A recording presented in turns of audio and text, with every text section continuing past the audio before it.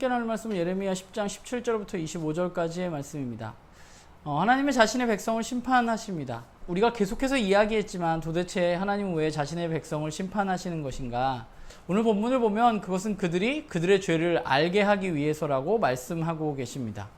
지금까지 하나님은 가만히 계신 것이 아니라 이런저런 방법으로 이스라엘 민족들 가운데 그들이 지금 죄악 가운데 있다고, 그 죄에서 돌이켜야 한다고 이야기하셨습니다. 이미 이스라엘 민족들에게는 충분한 기회가 주어졌습니다. 그런데 문제는 이스라엘 민족들이 그 말을 듣지 않았다는 것이죠. 이제 그들이 자신의 죄를 깨달을 방법이 하나님 보시기에는 그들을 심판하는 것 외에는 없다고 생각하셨습니다. 그래서 하나님은 하나님이 허락하신 이 땅에서 그들을 내쫓기로 결정하셨습니다.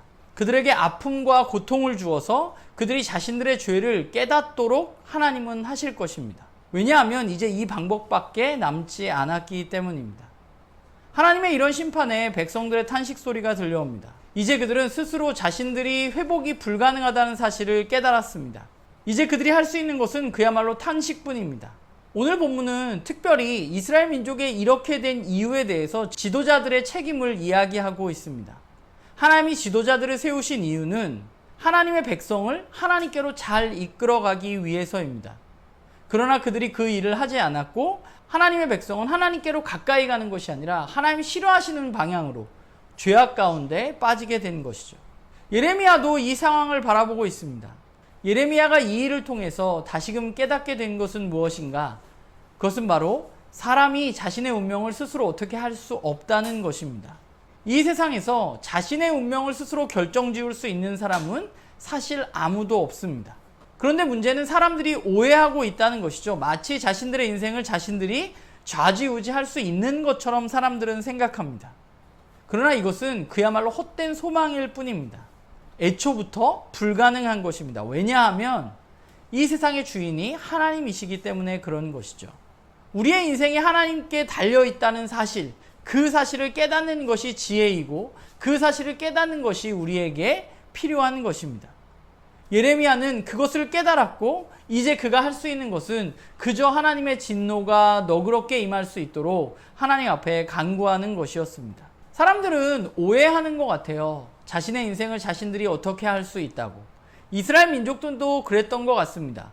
그들은 이 고통을 스스로 견뎌낼 수 있다고 생각했고 정치적으로 또 주변 나라들과의 외교를 통해서 이 문제를 어떻게든 극복할 수 있다고 생각했습니다.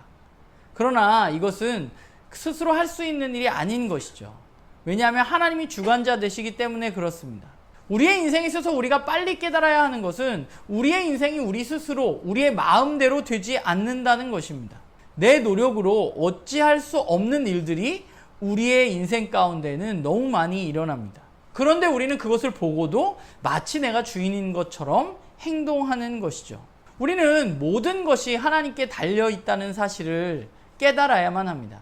하나님 우리의 삶의 주인이시고 이 사실을 우리는 받아들여야만 합니다. 오늘 이스라엘은 죄로 인해서 이런 어려움을 겪었지만 사실 오늘 우리는 죄가 아니더라도 여러 가지 고난을 겪으면서 살아갑니다. 그것이 우리의 문제이건 또 깨어진 세상의 문제이건 이유가 분명치 않을 때가 있습니다. 우리는 그 이유를 다 알 수 없는 사람들입니다.